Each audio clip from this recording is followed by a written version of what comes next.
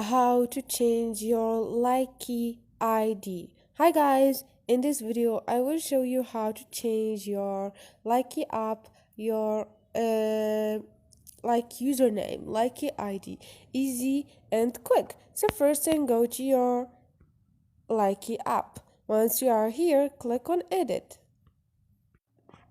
And now you can click on Likee ID, which is the second option. And here you can set the new Likee ID.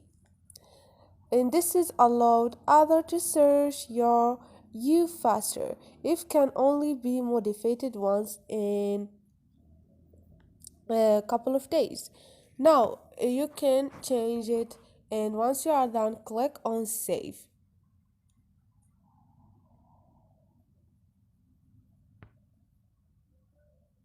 Like this. So this is it guys, hope this video was helpful. If it was, don't forget to subscribe and like.